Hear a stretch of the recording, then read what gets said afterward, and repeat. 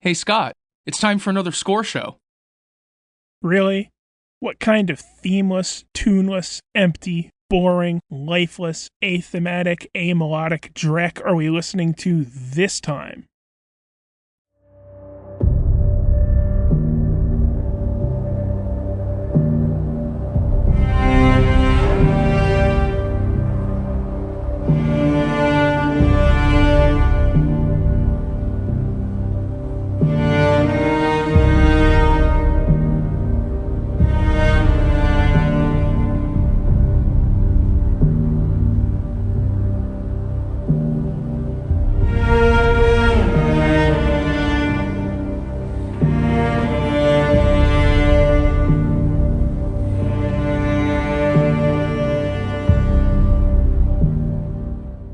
This podcast is a member of the Place to Be Nation family. Visit us at placetobenation.com, the only place to be in your pop culture world.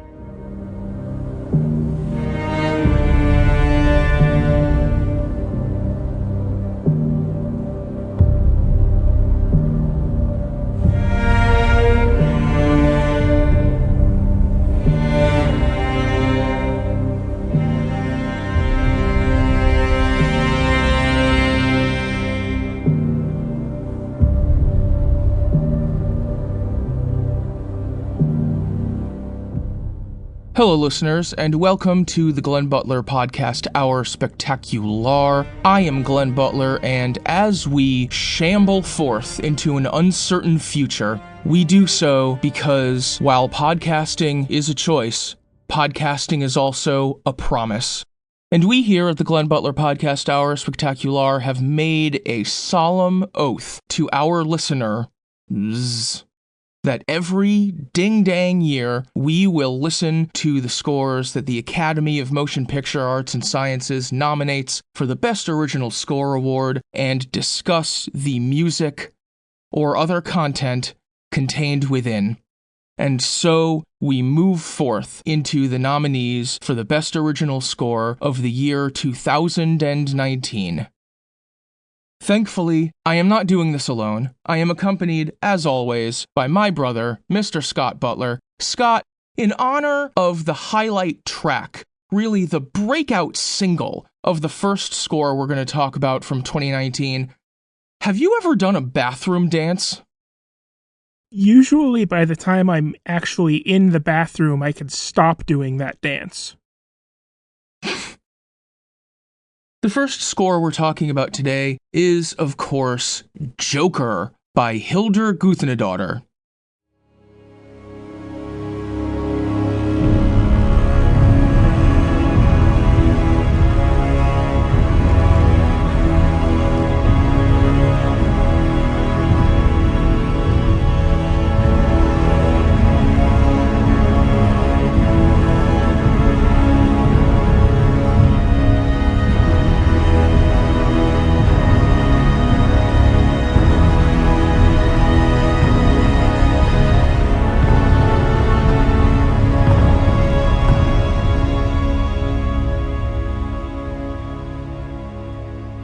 Hildur Guðnadóttir is an up-and-coming composer who has kind of emerged into the spotlight following the death of her friend Jóhann Jóhannsson, friend and collaborator. She wound up doing the second Sicario movie in his stead and has continued much in the same vein. They had a very close artistic relationship, and so they share a lot of stylistic similarities. Since then, she got much acclaim this past year, not only for Joker, but also for the show Chernobyl. For Joker, what she's provided is one of the most singularly bleak albums that I've listened to in a very long time. She is a cellist, mainly, and the cello features very prominently in the score. The cello is an instrument that can be incredibly beautiful and incredibly heartbreaking, but the way that Hildur uses it in Joker, at times she's scraping the strings more than playing them. She's using it often in a very low register. So it kind of becomes like a rumbling sometimes. It becomes scraping sometimes. The main theme, such as it is kind of an uneasy, twisting cello melody that at the end of the melody only barely finds a place to rest. It's not what I'd call pleasant music to listen to, but from what I understand of the Joker film, and I apologize, I had hoped not to have to discuss the cultural phenomenon that is Joker the film on the podcast, but here we are. From what I understand of the film, its main use in terms of music is slowly shifting from representing the oppressive forces and the sort of pathetic place that the protagonist inhabits, and then reflecting the shift into kind of a manic power as he goes through this mental breakdown during the film. So, with that in mind, I understand what the score is doing, and I think in terms of those purposes, it is a technically accomplished piece. Scott, what do you make of any of this? Everything you just said may very well be true, but this is god-awful to listen to. The impression I get from the Joker theme, such as it is, we've talked before about themes that are sort of broken down and distorted for effect. You get tracks like Warp Core Values in Star Trek Into Darkness, or the Dementors track in Harry Potter 3, where a theme that's been established is sort of broken down and parceled out in small pieces for effect. And in those two particular tracks, it works really well. And we discussed a similar phenomenon when we recently talked about Star Wars Revenge of the Sith, where the themes in that movie were sort of broken down and degraded to communicate the story in the movie, that the society was breaking down and degrading, that the government was breaking down and degrading. The Joker theme feels like a theme that's been broken down and degraded for effect, but we never got to hear the original version. It's like there's an original version of this theme somewhere that's like whole and complete and sounds coherent, and this is the broken, degraded, decrepit version. Except we never hear the original because this entire movie is just broken and degraded and decrepit. Yeah, exactly. It's starting about halfway through a breakdown, and then the film is about him having the breakdown. Like you said, I understand what the music is trying to do, and it accomplishes that goal, I think, in places, but the fact remains that it's just terrible to listen to. It's not a CD you're going to be throwing on for fun. No, absolutely. Also, there's tracks that have that sort of broken, degraded Joker theme, and then there's tracks that just have nothing. Well, a lot of it, especially early on in the score, is very atmospheric. The instrumental palette is limited. That instrumental palette does grow as the score goes on. I listened to an interview with Todd Phillips about this score, and he mentioned that as the score progresses and as the film progresses, the music moves from something that's external to the protagonist and part of what's oppressing him to something that's emanating from him and something that's kind of reflecting and buttressing his power as he becomes the Joker. I hope I can convey through audio the deep, deep eye rolling, but, we're talking about it. It's fine. At one point in this score, I made the comment that the previous 3 tracks were nearly indistinguishable from each other. They were just all sort of the same steady, continuous beat with that Joker theme overlaid occasionally with the violin. but they were just all sort of monotonous and repetitive and indistinguishable from each other. And your only comment was to correct me that it was a cello, not a violin. Well, your judgment of the style of the music isn't something I can really properly correct, is it?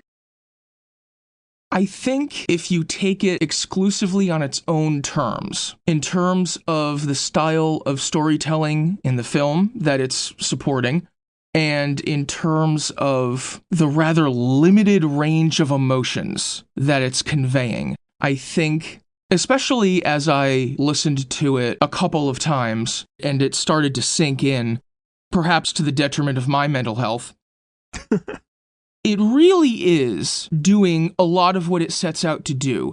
And it really is effective in the ways that it wants to be effective.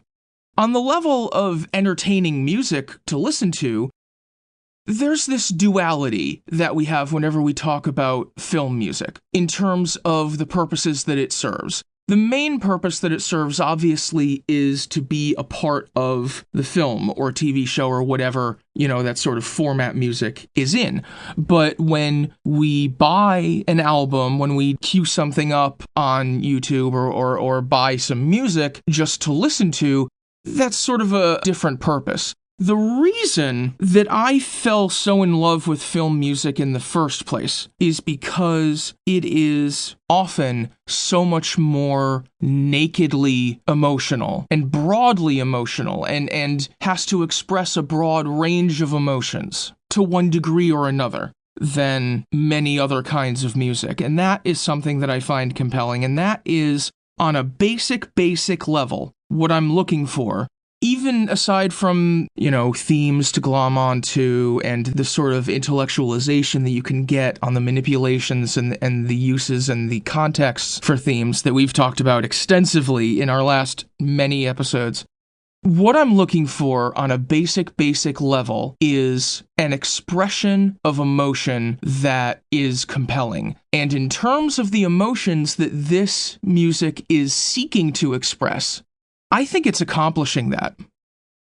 It may be accomplishing what it sets out to do, but I would disagree that it meets any of those other criteria that you just summarized. I mean, if you're looking for music that's more broadly emotional and it conveys a range of emotions, this music doesn't do any of that. This music conveys bleakness, and then more bleakness, and then more bleakness, and then more bleakness, and then more bleakness, and then more bleakness, and then it ends.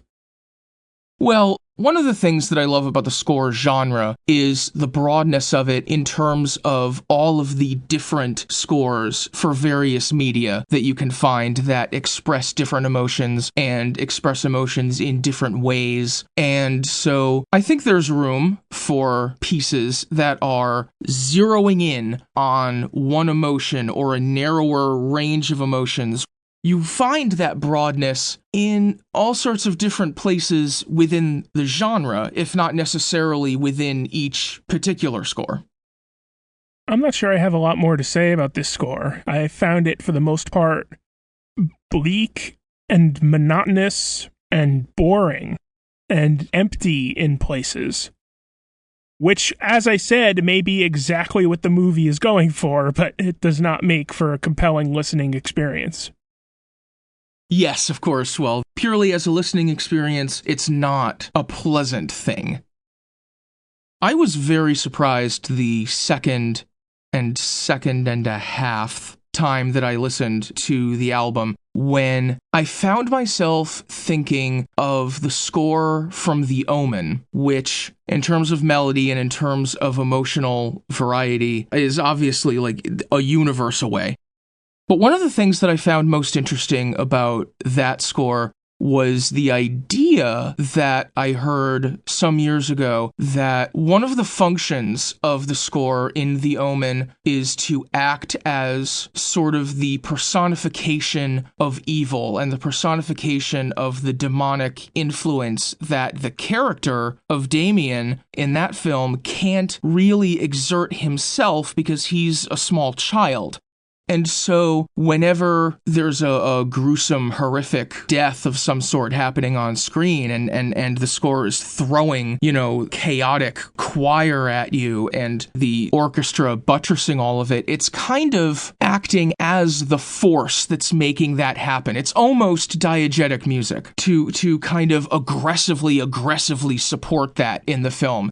And I don't think what the score in The Joker is doing is the same, but I think it's oddly comparable, where I think it kind of does have that transition from representing the forces outside of Arthur that are oppressing him and that are making him feel, his extreme resentment, shifting into something, like the director said, that's emanating from him, that's reflecting the power that he is creating. I think that's a very interesting thing for a score to do. I think it's a very difficult thing for a score to really accomplish, because music, just as a medium, despite its power to convey and reflect emotion, is fundamentally disconnected, just in terms of our experience, from dialogue and from visuals and from all of the other aspects of a movie. But to have the music so aggressively represent forces that maybe aren't on screen, but are having a profound effect on the characters and a profound effect on the story, I think, again, is something that this is, in its own way, accomplishing. Maybe this is just a sign that I'm not judging it fairly, but I think I'd have to be a much bigger fan of the movie in order to get that much out of it. Possibly, yes. One thing I tried with this score, because I knew there was more in it than I was getting out of it, and one thing that I experienced is that it's kind of hard for me to follow a melody when it's so slow and monotonous. I just sort of zone out and lose track. And so I tried listening to this entire album at double the speed, just to see if I would pick up on more patterns, if I would pick up the theme better, if I would have a better appreciation for some things if I wasn't bored out of my skull trying to listen to it. And in parts, that happened. There are subtracks that were immensely improved by listening to them at double the speed. They suddenly had a tempo that I could, pay attention to. There was suddenly enough happening that I could, devote my attention to it without my mind wandering off to something else.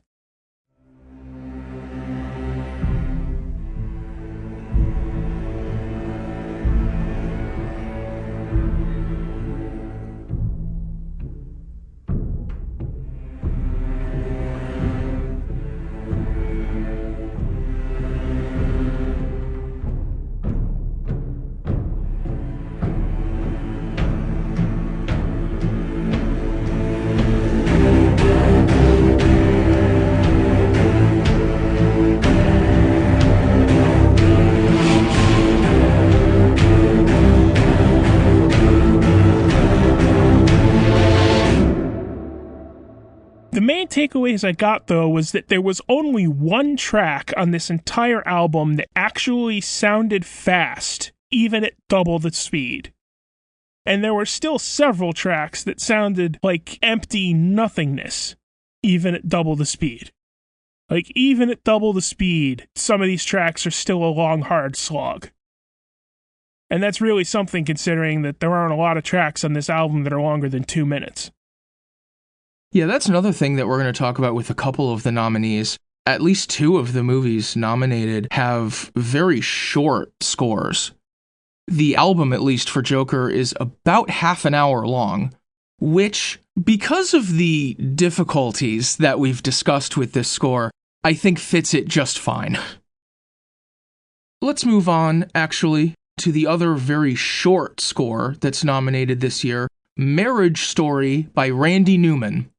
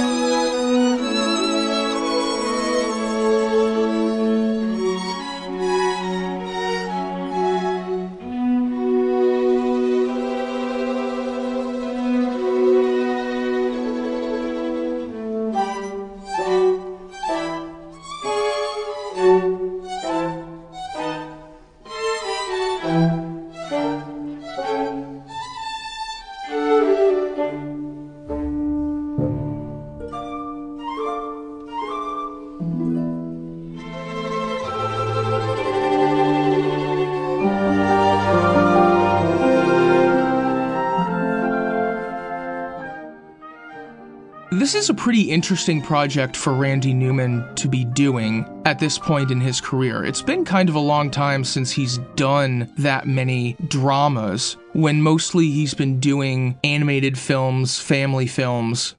Of course, this movie's about a family too, so. But Marriage Story is, like I said, a very short score. It has a selection of very short cues for what I understand is quite a long film.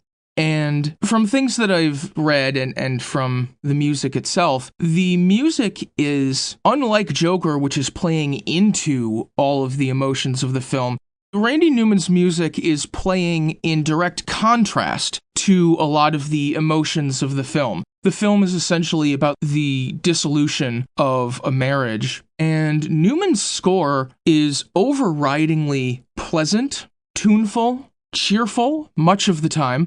There are touches here and there of the most darkness that this score allows for, which isn't significant. But it almost feels like the role of the score in the film, while this relationship is falling apart, while these characters are struggling with each other, is to really, really just pull for them to make up. And it results in kind of a contrast in styles between a lot of the acting and the music, but kind of a uniformity of style in the music itself. But of course, as always with Randy Newman, it's very tuneful, it's very melodic. There's a lot of very pleasant music in here. I think I've used that word a couple of times. Scott, you were just talking about how hard it was to listen to Joker. This, I think, was an easy album to listen to. Yeah, I think you've already used the word about 6 times, but yeah, this score is just entirely pleasant. And most of the tracks are really short, like, a couple of minutes, and so this is a really easy listen. It's a nice listen. There wasn't much that I found really compelling. I did, when I got to the end, I had the thought that, all those scenes of Scarlett Johansson and Adam Driver shouting at each other must have been unscored. Right. But I could almost feel the contrast just listening to the score. I could feel the contrast to what I know of the movie compared to these short, pleasant musical cues. Like, even without knowing many details about the movie, without having seen the movie, I could feel the contrast that this score is building between itself and the drama. In other ways, this sounds very characteristically like Randy Newman. This sort of short, pleasant piano melodies is really pretty stereotypically Randy Newman. Yes, absolutely. Really, the most interesting track I found on here was one track that had a descending figure that sounded a lot like a wedding processional, which I imagine has to be on purpose.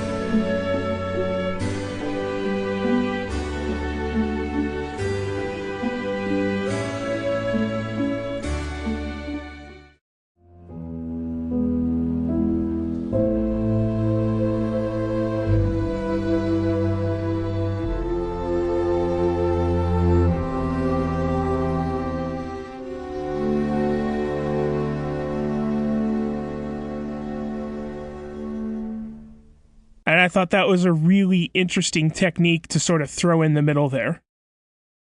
Well, it would certainly be appropriate.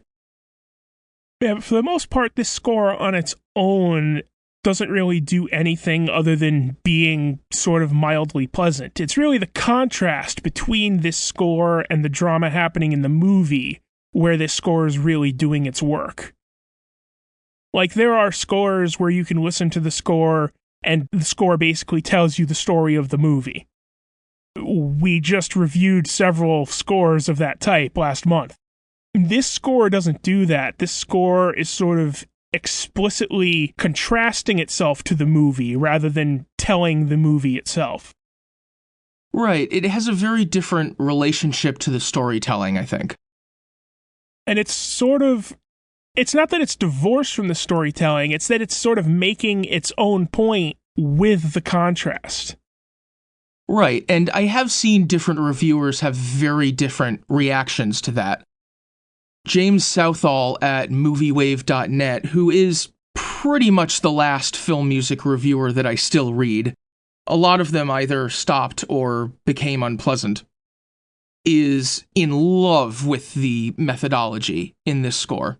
Finds it very, very intelligent and thoughtful on Newman's part. I did read other reviews where that contrast didn't sit well at all, and other people found that instead of being a contrast to the storytelling, that it worked against and detracted from the storytelling. I mean, I have to watch the movie to really judge that, but I found it to be very interesting, just from what little I know of the movie. I thought it was a very interesting approach to sort of have the music underscoring what you would imagine would be the sort of, idyllic, pleasant story of a marriage. Like when you think of a marriage story, you think of something like nice and pleasant and, this is how we met and this is how he proposed. And, it sounds like the name of a television series on the Learning Channel or something. And so the contrast between that and the breakdown of a relationship that's being depicted in the film, I think is a very interesting way of approaching it. And it's a very interesting way of approaching it for Randy Newman specifically. Because if you were to listen to like a selection of Randy Newman scores from the last 5 or 10 years and then say, okay, this person is going to score a film about the breakdown of a relationship where two people are screaming and crying at each other, and it's going to underscore these two powerhouse acting performances from Scarlett Johansson and Adam Driver, and this is the guy that's going to do it, you would think, well, how the hell is that going to work?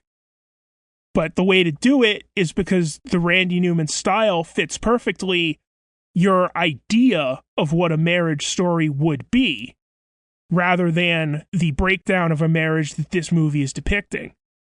And so by underscoring your expectation, it draws more attention to the story the movie is telling that is in contrast to what your expectation might be. And in addition to the expectations of a viewer, I think it's also in a relationship with the expectations of the characters for what their relationship would have been or could have been. Yes, exactly. And I think it's got to be that contrast and that sort of different perspective on it that is probably what got Newman the nomination this time. He does have 22 Oscar nominations, including Best Song, also this year from Toy Story. He has won twice, but both of those were for Best Song. I think basically what we're talking about here is a score that has a more intellectual relationship with its subject than a lot of scores do. And I think it's definitely that thoughtfulness and that contrast that got it the nomination here.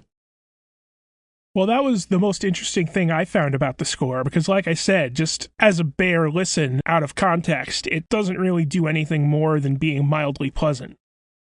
I mean, it's a fine listen, but it's not anything that's like compelling. Let's move on once again from one Newman to another with Thomas Newman's score for the film 1917.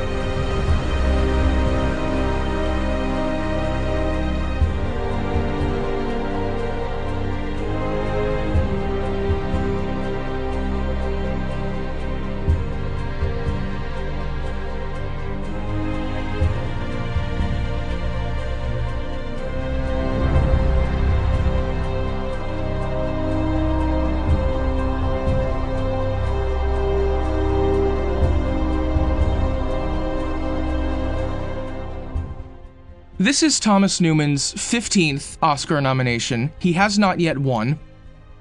1917, of course, is the new blockbuster science fiction alternate history romp that imagines a world where a World War I general cared about preventing a massacre.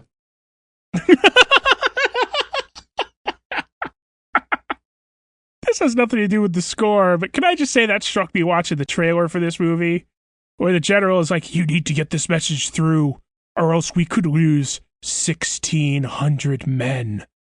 And I'm like, 1,600 men? What happens in the second minute? Right? Where's the scene where General Colin Firth says, we might lose 1,600 men, but the line will advance 2 centimeters? Anywho, I'm given to understand that this film was shot and edited to seem like one of those one-take movies. So they're going for gritty realism, in scare quotes, and so really broadly emotional music that makes you feel the pain and desperation of the characters wasn't really in the cards. And so Thomas Newman's score is very stripped down. It's very atmospheric in places. There are a lot of typical Thomas Newman touches. There are piano pieces that are very reminiscent of Thomas Newman's own style. But oddly, for a Newman score that's nominated for the Oscar, a lot of it sounds very much like Dunkirk. And while I apologized, Scott, for making you talk about the Joker on the show, I apologize for making you listen to something that sounds so much like Dunkirk again. That was my main takeaway from this score, that Hans Zimmer and Dunkirk have set the mold for the next 5 or 10 years of war movie scores. Yeah, they're all going to have ticking clocks. They're all going to be unending drones with no melodies. The only interesting part of this score was the tracks where Thomas Newman struggled to emerge from the Dunkirk milieu that he was apparently trying to score himself into, because Thomas Newman is an actual musical melodic composer. And so that melodicness, that sounds like a word, that melodicness broke through in a lot of places where 2 minutes of an ever-increasing drum beat or whatever would be interrupted by an actual melodic piece. So much of this score sounded like an actual musical composer trying to rein themselves in and sound like Dunkirk. In addition to Dunkirk, even, there's one piece that sounds even more like Zimmer's score from The Thin Red Line, which, being from a much earlier phase in Zimmer's career, is actually a far better score. But the way the rhythms are manipulated in that one cue was very reminiscent of The Thin Red Line, and I found myself thinking that there must be something deeply psychological about the effects that some musical rhythms have on us, like as a hindbrain thing.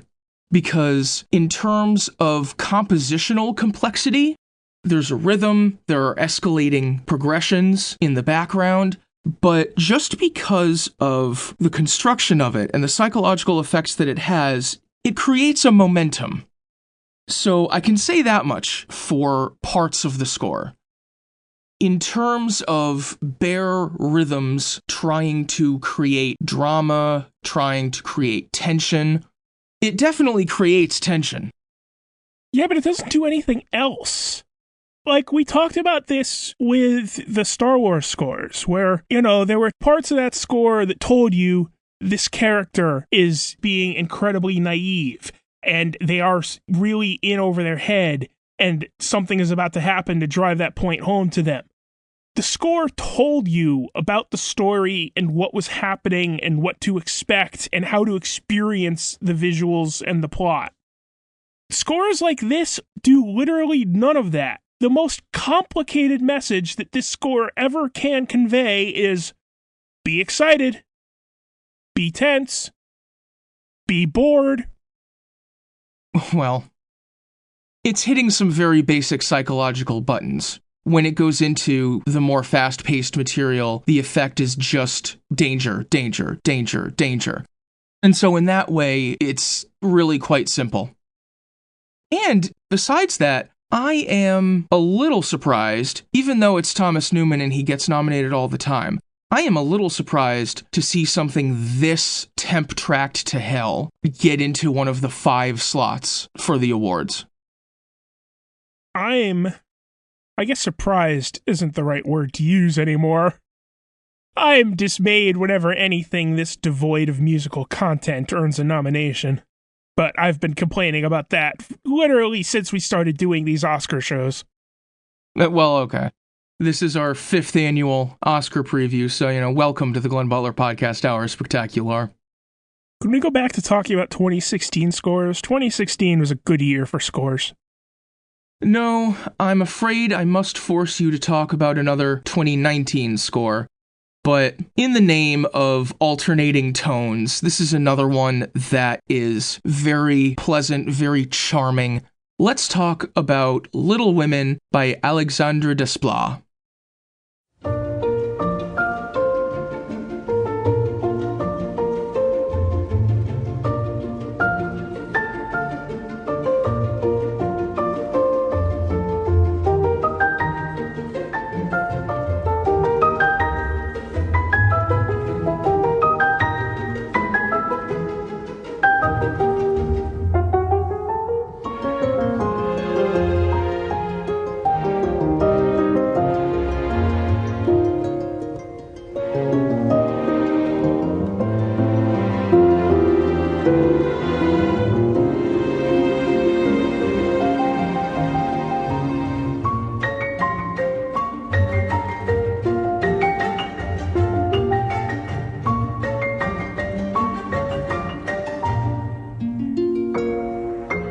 This is Desplat's 11th nomination. He has won twice.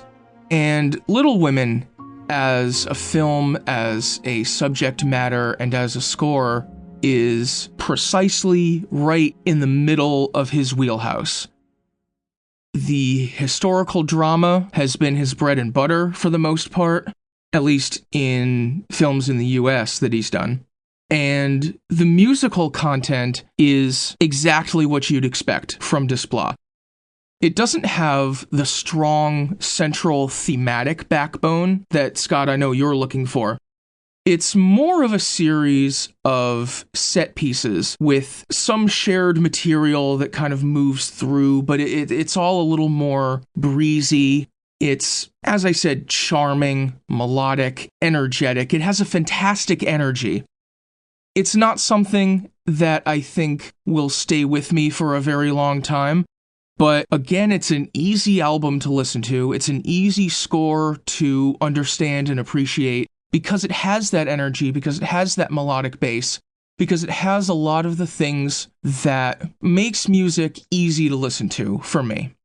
What did you think? I think this score is like a lot of recent Desplat scores. It's melodic, certainly. It's not Dunkirk, it's not Sicario, it's not Joker. It's melodic, it's pleasant to listen to, it's even nice to listen to in places, but a lot of the tracks all sound kind of the same to me. And there isn't a single melody in this entire score that I could remember even while I was listening to it, let alone now. A lot of it does kind of flow over you. Like, the most common note that I have for this movie that's repeated the most often is various variations on none of this is making any impression on me whatsoever. I mean, it's a pleasant listen for what it is, but it's nothing compelling, it's nothing interesting, it's nothing that stayed with me even from track to track, let alone after I turned it off. That's fair. I think part of that is the very consistent tone of it.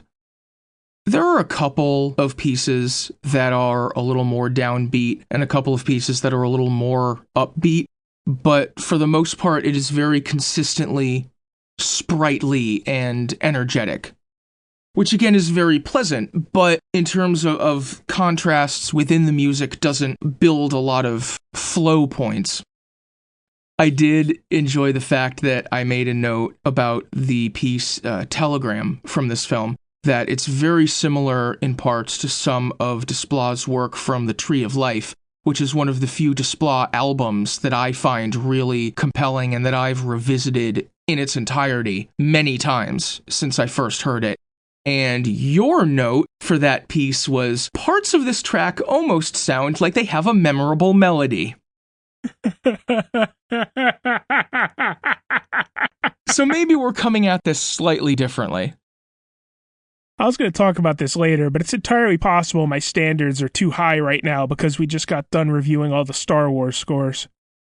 I mean, I really don't have anything else to say about this score. It's a pleasant enough listen. It's fine, but it's not nothing in the way that Dunkirk in 2017 are nothing. It's not nothing in the way that several tracks from Joker are nothing, but it's just nothing substantial. It's nothing that sticks with me. It's nothing that I am ever going to remember. As I was re-listening to this for the show, I found myself appreciating a lot of the harp work that is in this score. I love a harp. Love a flute. And in this score, they sound crisp as hell.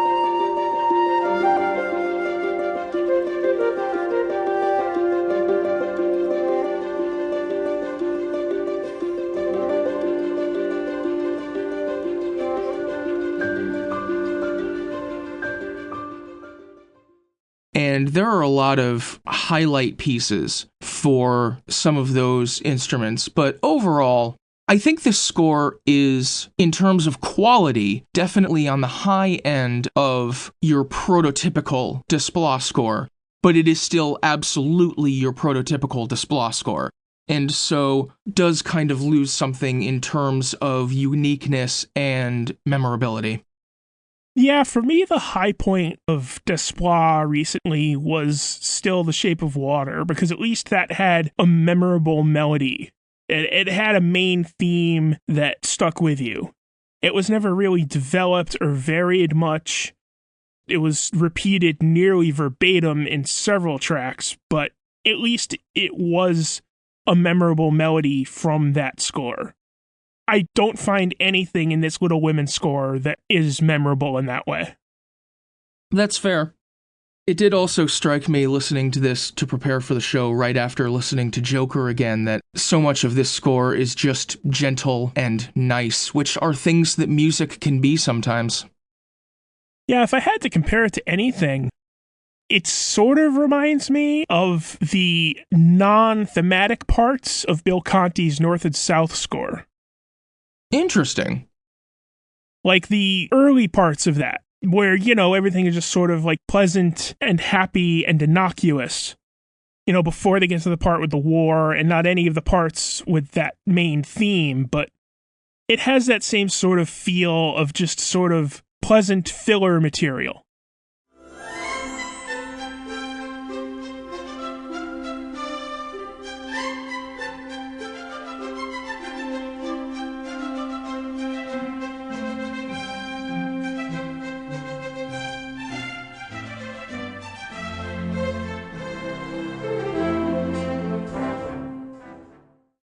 That actually is kind of what this score feels like to me. Like, the entirety of every track feels like filler material transitioning between two more interesting or more significant or more heavily developed parts, except there are no interesting, significant parts. That's just the score.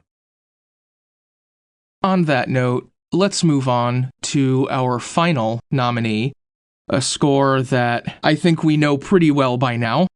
It is Star Wars: The Rise of Skywalker by John Williams.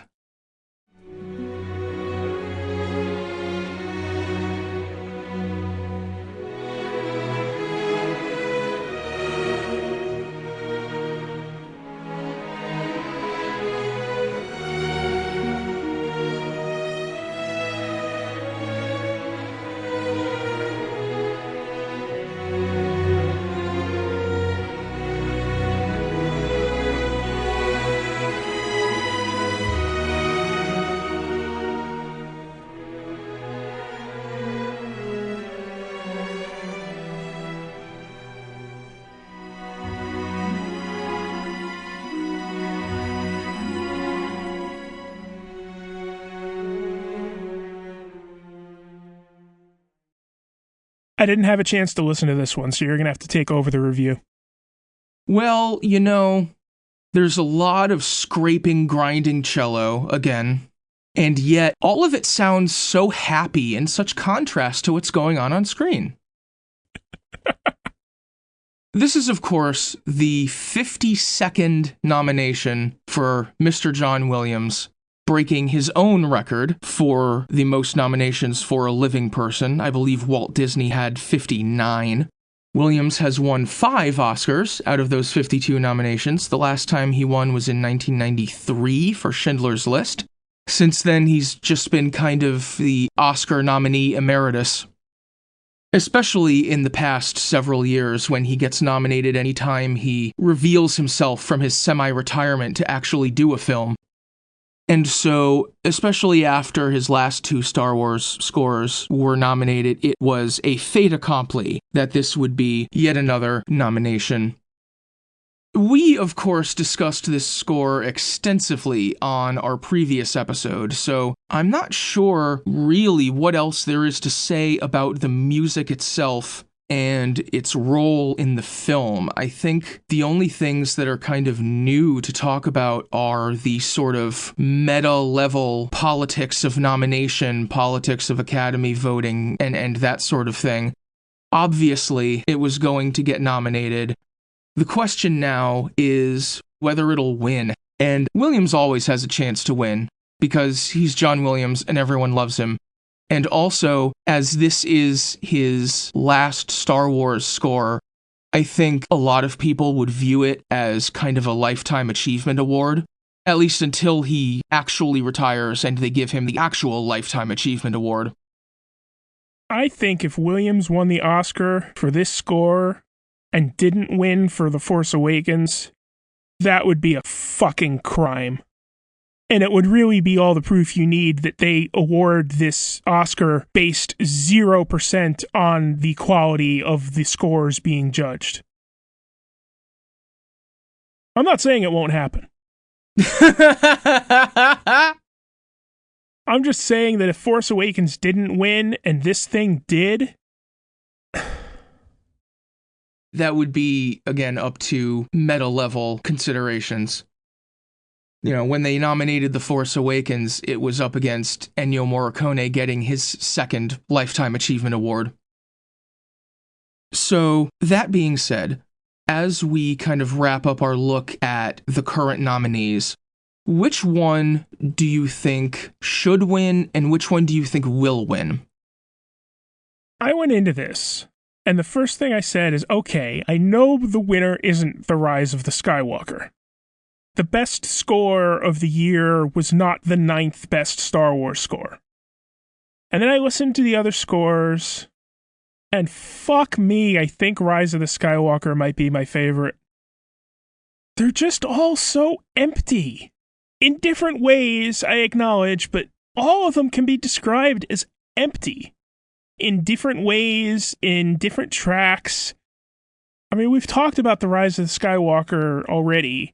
I wasn't a huge fan of the new themes in that score, but God, they were better than the Joker theme. or, a Dunkirk impersonation. And so as much as I went into this specifically hoping to avoid this, I think if I had to pick my favorite of these 5 scores, it would be Rise of the Skywalker. If I had to pick something else, just because I really honestly believe that this score does not deserve an Oscar, so if I had to pick from among the other 4, I think I would go with Marriage Story. That was the score that I found the most interesting. And it wasn't really because of the score itself, but it was because of the way the score was used. So if I had to pick something other than Rise of the Skywalker, I think I would go with Marriage Story. That point you make about the use of the music in itself, I think, is something that could weigh heavily on the final decision. The possibilities are kind of branched. I think there are 2 separate binary choices. Either they view a Williams win for this as a Lifetime Achievement Award or an award for the entire Star Wars saga or what have you, and give it to him, or they don't. And, okay. Either they view it as a Lifetime Achievement Award, or they decide, as they have decided for the last 26 years, that we've given Williams enough Oscars. He's great. He's one of the great American composers. We'll keep nominating him, but we've given him enough. The thing is, you can just as easily make the Lifetime Achievement Award finally give the dude the Oscar for every time that we didn't give it to him. That exact same argument could apply to either of the Newmans. Well, true. Yeah. Randy has a couple, like I mentioned, but they're for songs. I think if they don't give it to Williams for those considerations, or because they just think it's a more fantastic score than I do and way more than you do, if they decide not to give it to Williams, I think it's either Joker or Marriage Story, because both of those scores have that consideration of the use of music in the film and the things that it's doing for the storytelling with or in contrast to the storytelling. I was going to say, if I had to make a prediction about who will win, I think my choice would be Joker. I think probably Joker would win, yes. Because Joker was nominated for so many awards, and it's not going to win any of the bigger ones. No. It's not going to win Best Picture, it's not going to win Best Director, it's not going to win Best Screenplay. And so I think just sort of because it has so many nominations and it's not going to get the award on any of the bigger ones, I think it's going to wind up with this one. That's definitely another one of those meta-level considerations. I mean, just last year was Black Panther, right? Yeah, you could make the argument that's why Black Panther won, because it got nominated for Best Picture and nobody wanted to vote for it for Best Picture. So they gave it something. Yeah, they gave it score, which it was a fine score. It wasn't undeserving. But, they gave it best score, they gave it costumes, I think, or makeup. Well, those are the awards they always give to the blockbusters. Basically. Special effects, things like that. I think it is very likely that Joker wins. And after kind of absorbing the score a little bit and after thinking about really the way that it's functioning, I don't think that's a disaster. I don't think it's a disaster to have Hildur Guðnadóttir have the Oscar. I would be entirely at peace with that. As if the Oscar decisions are, would send me into a deep personal distress. But I think it would be reasonable, given this list of nominees and the considerations of each, I think it would be reasonable to give it to Joker at this point.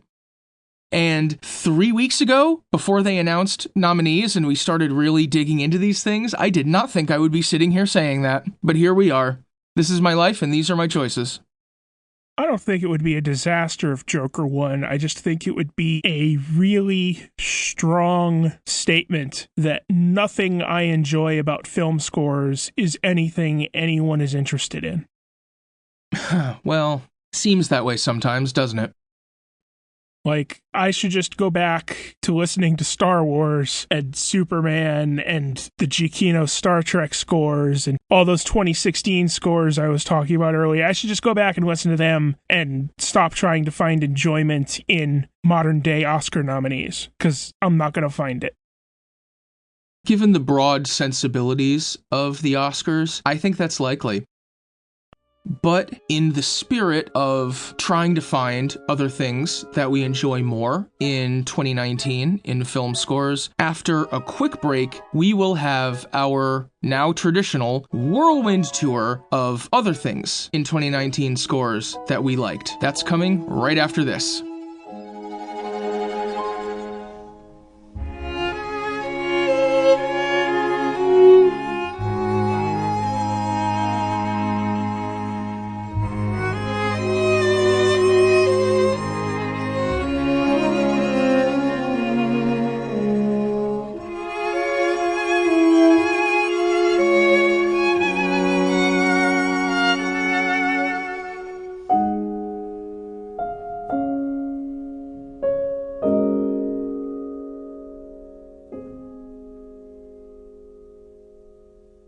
Promotional consideration paid for by the following.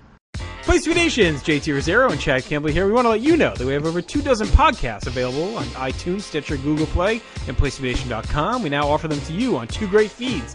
On the Place to Be Nation wrestling feed, we dive into topics running the gamut from today's WWE to the glory days of yesteryear and the ins and outs of the territory days. In addition to our full-length shows, we also deliver to you special pod blasts on topics old and new.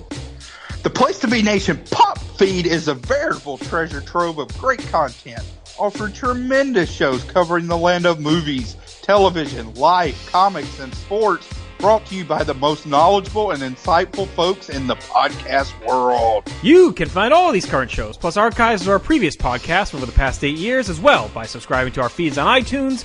And while there, be sure to rate and leave feedback as well. All of these shows, plus others, available at PlaceToBeNation.com, where we cover pro wrestling, sports, movies, comics, plus in-depth stretch projects and more.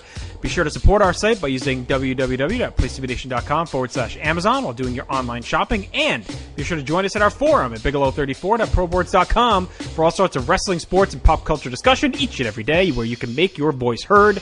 We also want to thank our friends at Bonehead's Wing Bar, ProWrestlingOnly.com, and TheHistoryOfWrestling.com. Be sure to follow us on Facebook, Twitter, Instagram, and Tumblr as well. PlaceToBeNation.com, the only place to be in your pop culture world.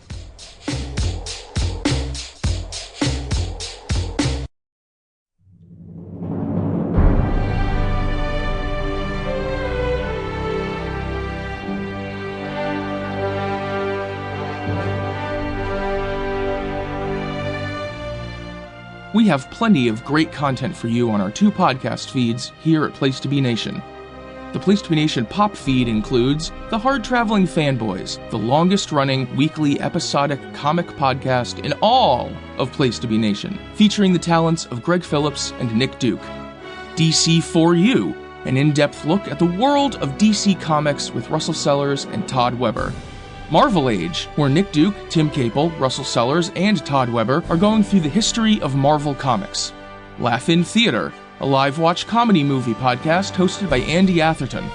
The Glenn Butler podcast Our Spectacular, which brings you deep thoughts on pop culture and the wider culture from the minds of Glenn Butler and my family and friends. The Year in Pop, a deep dive into pop culture year by year, hosted by Andy Atherton, Scott Criscolo, Dr. G, and our friend Mr. Diamato. Sunday Groove, a podcast for music lovers, hosted by David Sunday, plus special topical podcasts and pod blasts as events warrant. The Place to Be Nation wrestling feed includes deep dives on professional wrestling from the 80s, 90s, and today, including Body Press Your Luck, a brand new wrestling game show hosted by JT Rosero and Jordan Duncan, plus monthly pay-per-view reaction shows and much, much more. Don't forget to check out PlaceToBeNation.com. We have a variety of voices bringing you articles on topics in the worlds of wrestling, sports, and pop culture, as well as our mainstays, such as the Wednesday Walk Around the Web, my weekly link roundup covering things I've seen online that make me laugh, make me feel something, and sometimes make me think, and I hope they do the same for you, coming to you every Wednesday. If you're shopping from Amazon, be sure to click on the Amazon banner on the right side of the Place to Be Nation homepage, or use the link placetobenation.com/Amazon. And now, back to the show. And as we get back into the show, Scott, as another podcast I listen to asks toward the end of every episode, what's good? Not much. Well, okay. Any further detail?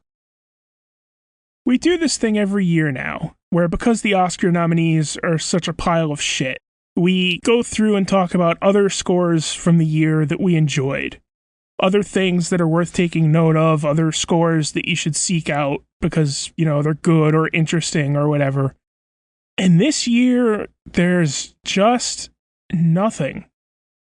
I don't know if maybe it's because we just spent 9.5 hours reviewing 18 Star Wars scores, and so maybe I'm just all scored out. Or maybe reviewing the Star Wars scores raised my criteria so high that nothing can meet it anymore.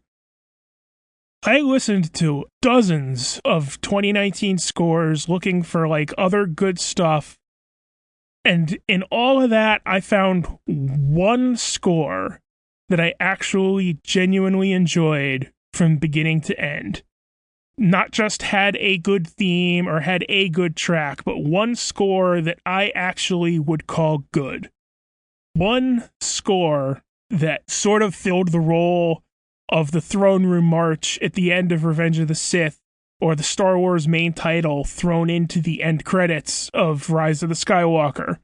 One score that is sort of the oasis of goodness in the vast desert of dreck that the 2019 scores are.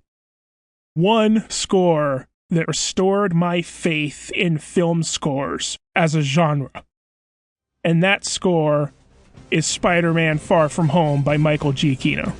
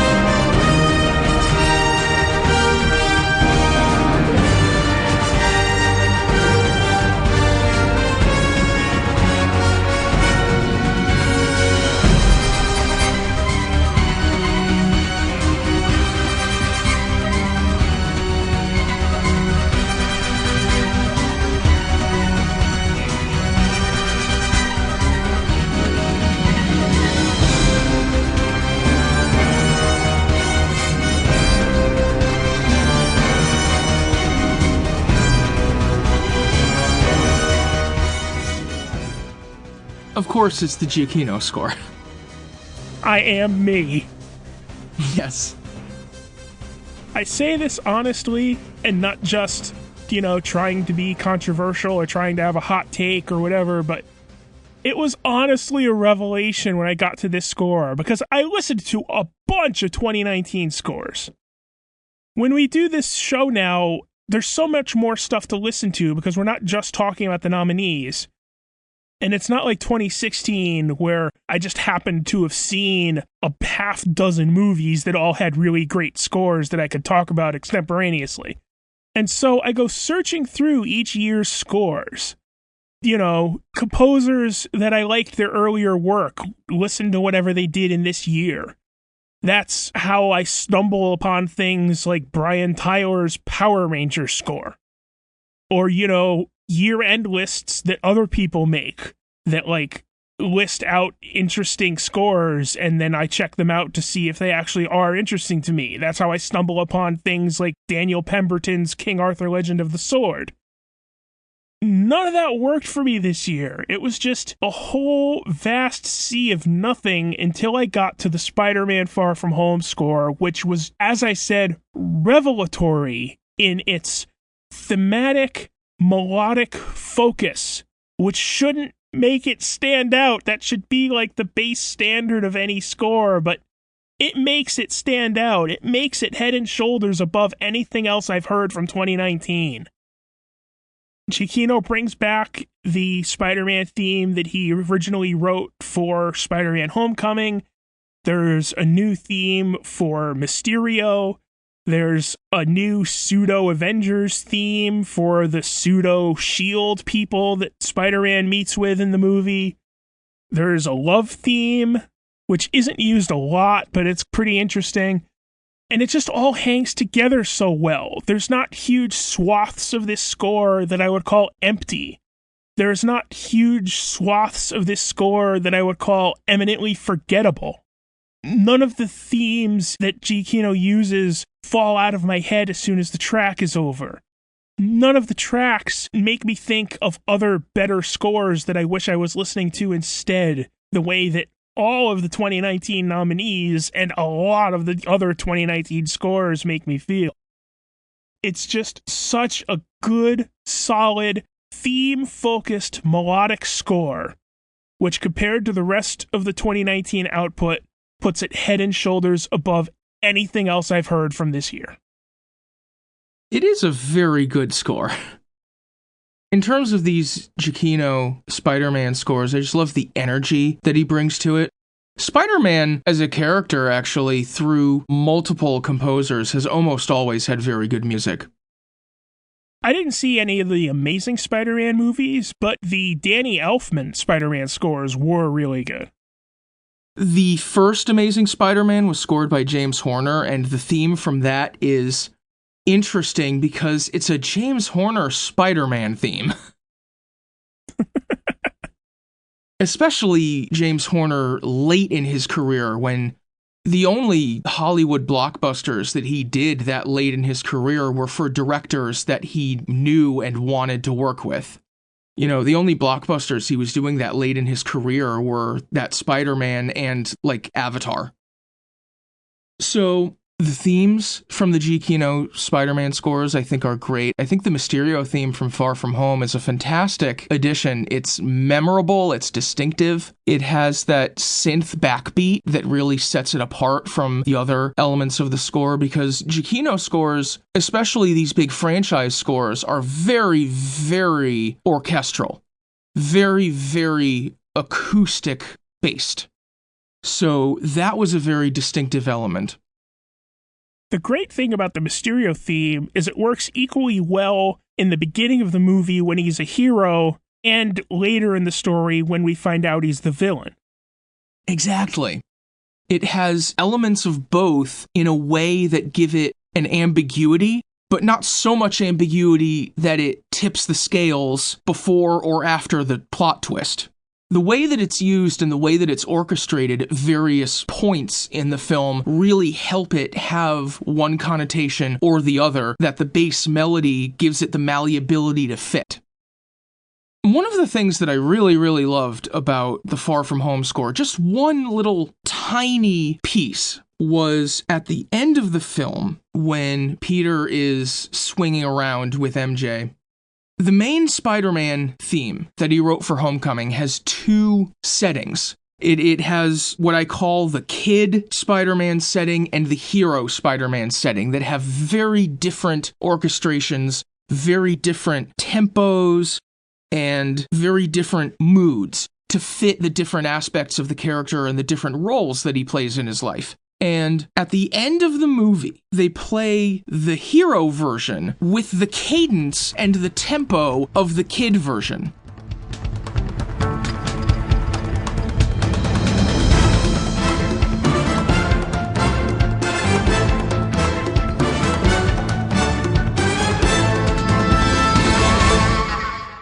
In part of the cue and the lead-in to the credits was very, very similar to the same piece at the end of Homecoming, but that one little piece of the main theme played with the arrangement of the hero version and the cadence of the kid version wasn't done the same way in Homecoming. It was much more integrated and much more combined in Far From Home to kind of signify the integration of those two parts of his life as, you know, MJ finds out who he is and there's that whole aspect of the plot.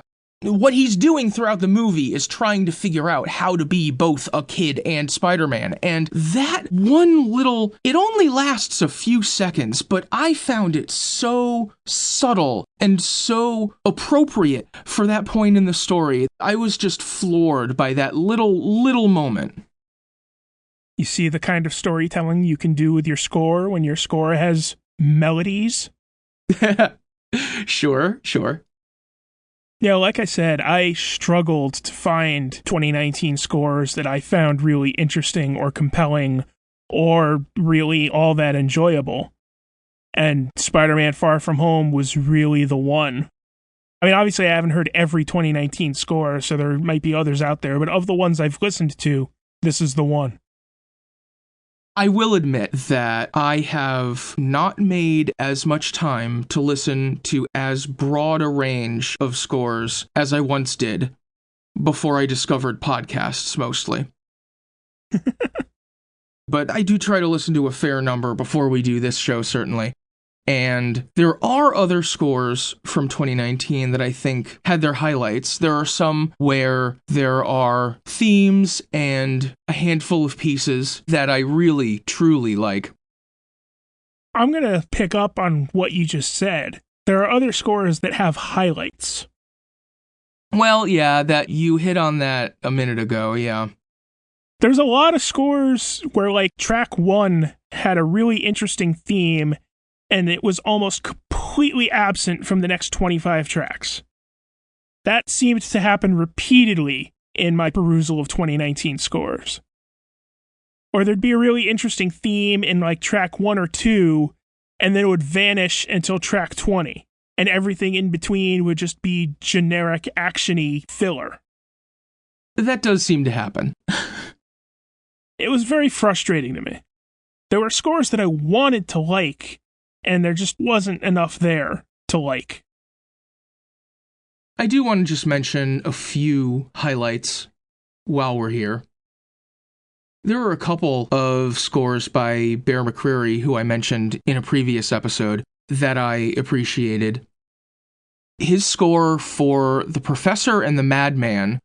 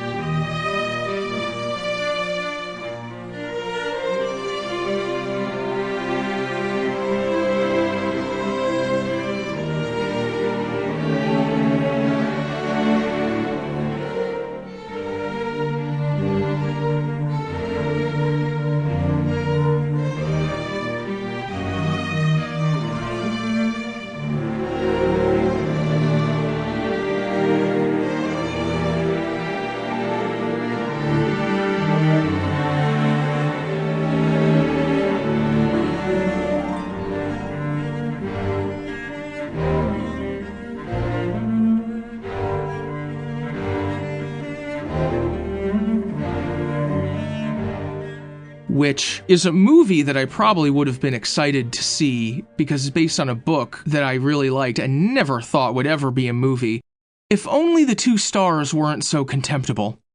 But Bear McCreary's main theme for that movie, I think, is so compelling. It's such an earworm. Like, every time I try to think about 2019 scores, I get that theme stuck in my head.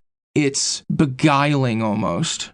The rest of the score is, again, very pleasant. The theme pops up from time to time. It's not an entire album that I fall in love with, but that theme, man, I really, really love. There was a particular bit in track 1 of that score that I found interesting. Because the theme in that track is played on sort of gentle, sweeping strings. But there's a part of the track where there's like a hesitation in the tempo. That is the sort of thing that a lot of composers do to really inject a major epic feel. As you put a little hesitation in the tempo before just kicking hard into the main theme. They do it a lot in the Avengers movies, where right before they actually play the Avengers theme, there's always like a pause, a little hesitation. So you can like anticipate the hit of that first crash of the theme. And having that epic feeling hesitation in the tempo, while the instrumentation is entirely like gentle and sweeping, it was a very interesting mismatch to me. I'm not sure I would say that I liked it, but I found it very, very interesting. See, I think that piece, and especially that part of the piece, is sweeping, but I don't think it's gentle just because it's on strings. It still uses that hesitation to kind of build momentum and head into a more dramatic finale for the piece. I don't think that's gentle, really.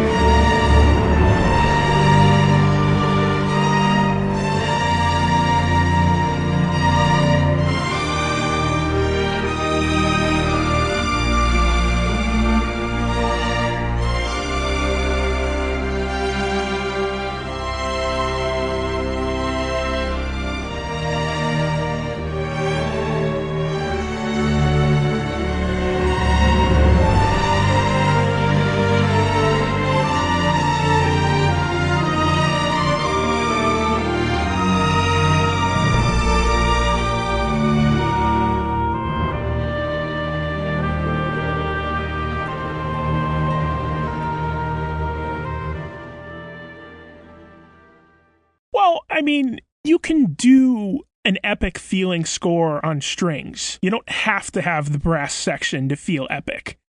Like the Pelennor Fields track is almost entirely on strings.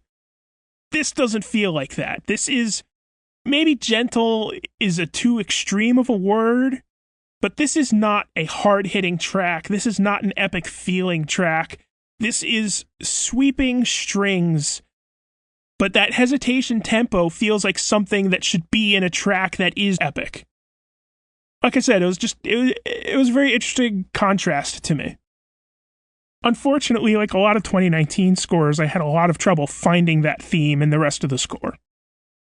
Right. Well, it does pop up from time to time, but it's not, like you always say, that backbone that you're looking for.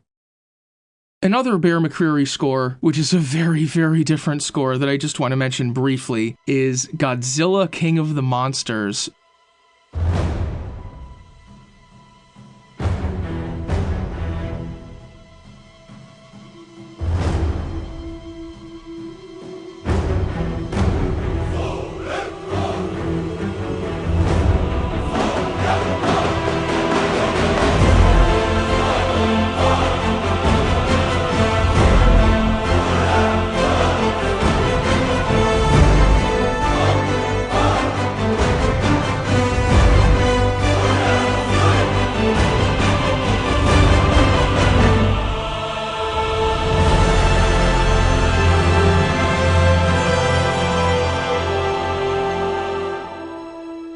Which I think has one or two highlight pieces that are just ridiculously fun. In a lot of these franchise films and franchise scores, hang their hat on bringing back established themes and kind of hitting that nostalgia button. And he absolutely does that, but the way he does with the original Godzilla theme is just so, like, heart-pumping and fun and joyful. The rest of the score doesn't necessarily live up to those moments, but when it is hitting those beats, it is a joy. See, I don't think I'm familiar enough with the old Godzilla music to pick up on that. I listened to this score, and it was fine for what it was, but again, there was nothing in there that really grabbed my interest. There was nothing in there I found compelling or particularly memorable. If we're going to talk about scores with like one or two interesting tracks, then I think we need to talk about the single best track in any 2019 score, which is the Portals track from Avengers Endgame.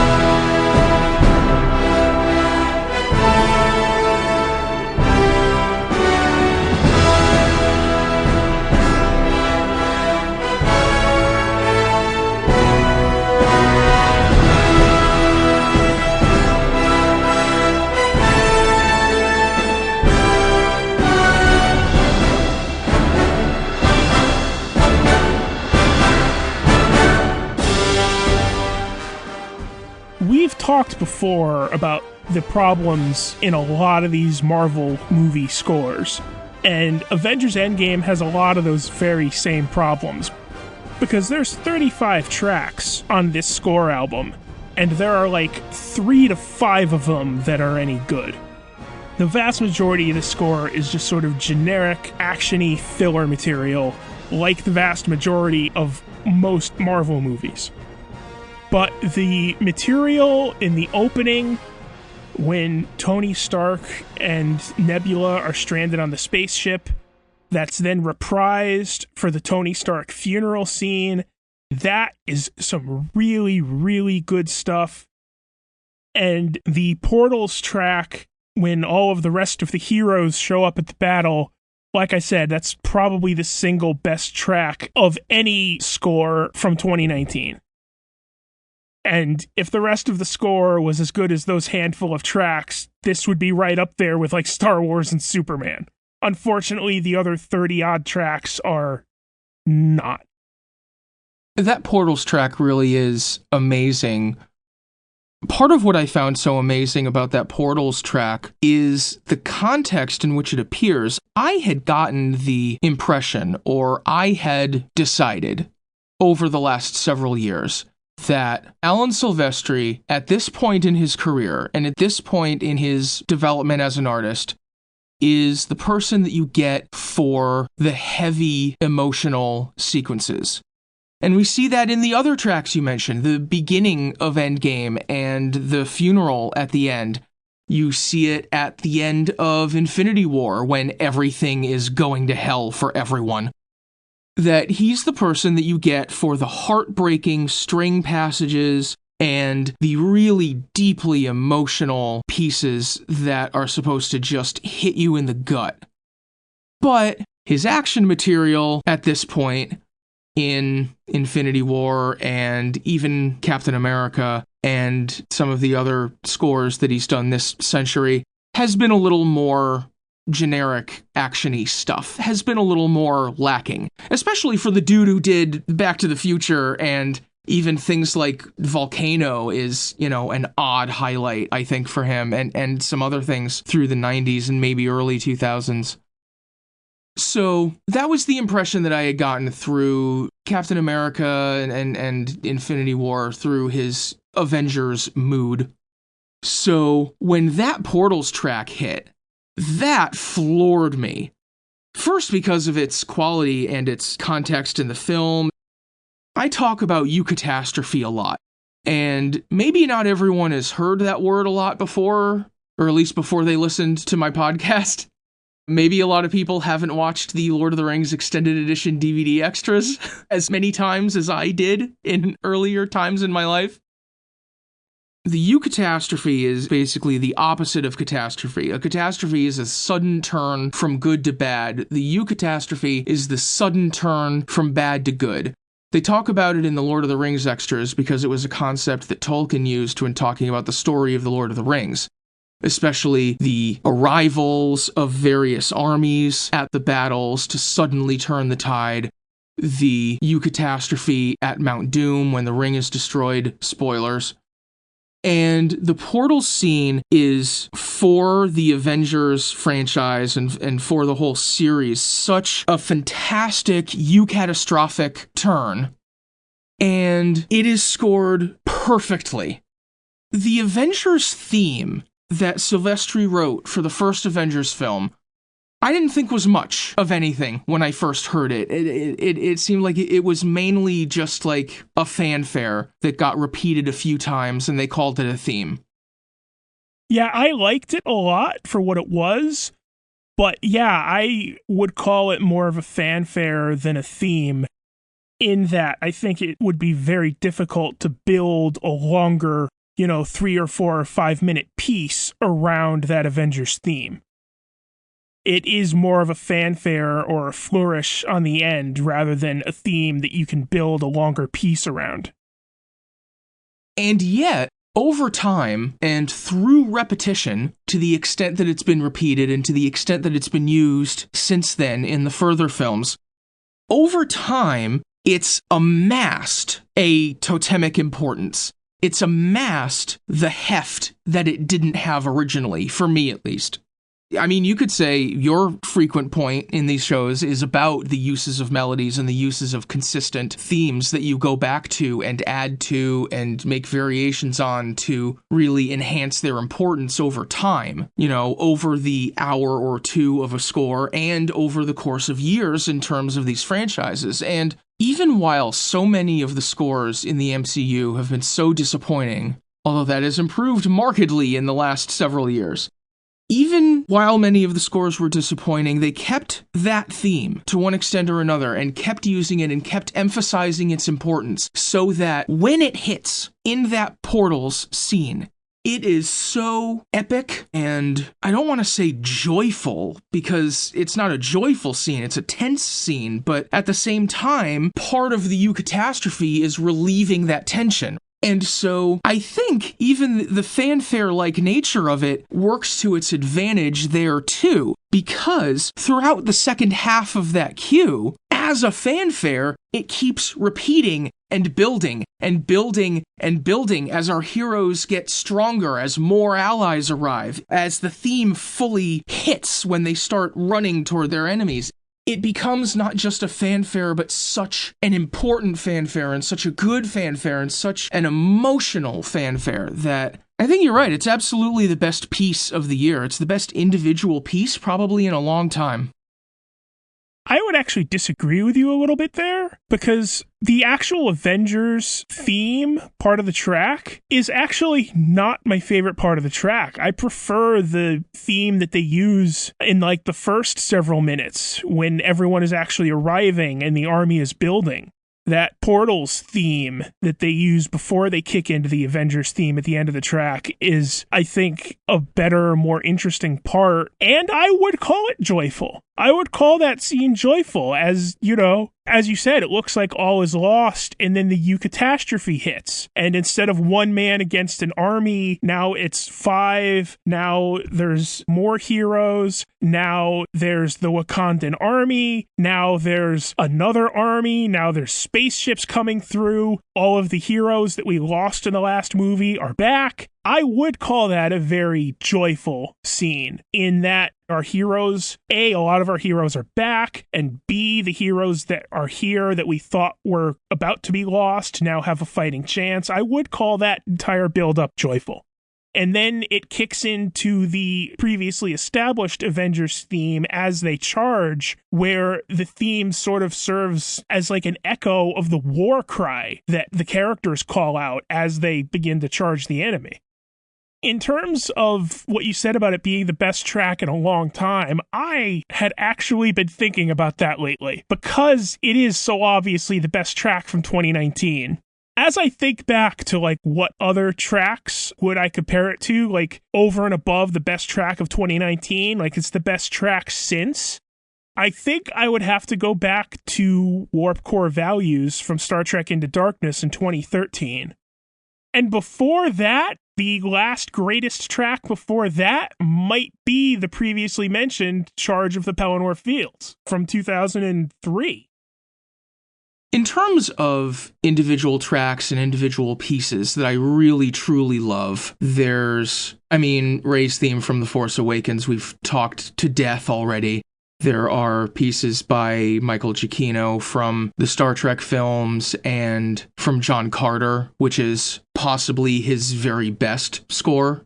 But I'm thinking about them directly in contrast to Portals, and the Portals piece just has so much going for it in terms of, again, the meta-level elements, the importance to an entire series of films, the heft that is given to it by that context.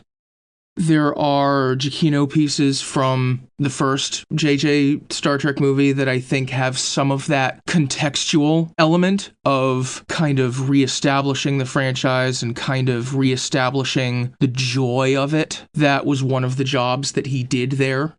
The pieces from Lord of the Rings, like you mentioned, are absolutely stunning. were I allowed to move away from film, I think I would still find myself with Giacchino with some of his pieces from Lost, which do have a lot of that context given the amount of score that exists in a TV show, especially one as well scored as Lost was. Toward the end of that series, no matter what you think of the last season or 3, a lot of the music does have that dramatic heft. Still, you have to go back a long time, I think. Is that one track in this score good enough that Alan Silvestri should have gotten the Oscar? I don't know that one piece is good enough that he should have won the Oscar, but it would have been entirely fair for him to be nominated. When the Oscar shortlist for 2018 came out and Infinity War was on it, I didn't really see that. I know, of course, there's the awards push from Disney for everything, and the score is not without merit. It has some fine stuff in it, but I just didn't see it. When the 2019 shortlist came out and Endgame was on it, that's entirely fair, I think. I think it would have been entirely fair for it to be nominated. I think that's an interesting question. Even apart from the one singular track we've been talking about, are 4 or 5 really great standout tracks enough to earn a nomination or even an award? I'm sure awards have been given out for less. I mean, maybe my dissatisfaction with the rest of the 2019 slate is showing. Well, regardless of anything else, I think the pieces that we do appreciate from this score show a lot of the things that you can do with really good, effective scoring in a film. And that, I think, given the prominence of the context in which it was placed, I think that's enough to get a nomination. Regardless, I am glad that we were able to look at a few things that we actually did like and end this show on more of a positive note. Scott, the time has come, once again, for that question I know you hate the most. Can you teach the listeners to do your bathroom dance? Let me tell you something. Showing people your bathroom dance is not the way to introduce yourself at parties. So that's why I don't make a good impression? Oh, wait, never mind. Where can people find you on the internet? I am on MySpace at Spectacular Scott, where I don't really post much because I don't really know what that site is for. And I'm also on Twitter at Spectacular Sco, where I mostly retweet people because I don't pay enough attention to things to have my own original thoughts. Well, I'm glad you've got a podcast then. This is where my original thoughts go. That's why we do like 3 episodes a year. Yeah, exactly. Dear listeners, if you would like us to do more than 3 episodes a year, please let us know what you would like us to talk about, and we'll see if we have opinions on it. If you would like to follow me on the social media internet space, you can find me on the Twitter, the Tumblr, the Instagram at Glenny Bunn. You can find me at placetobenation.com, our fine hosts, every single Wednesday morning, 9 a.m. sharp U.S. Eastern Time, with the Wednesday Walk Around the Web, a weekly link roundup of articles and items that I have found entertaining or amusing or thought-provoking in some way or another, and I hope you do too. I am also obsessed with the Pokemon Go game as of late, so if you would like to find me on there, just message me on one of any platforms, and we can make that happen. On that note, thank you again, dear listeners, for being with us. Thank you, Scott, for being with me and listening to 1917. We will see you next time.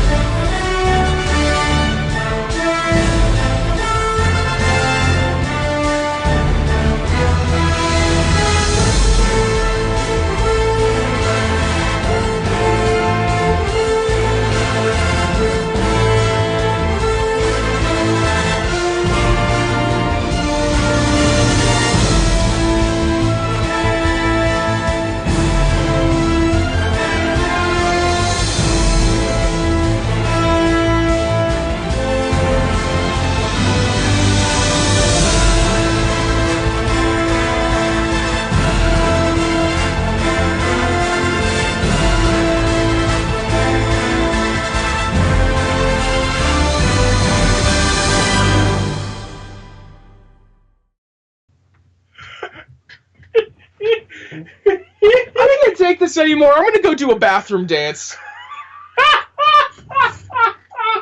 Save that. That's the outro.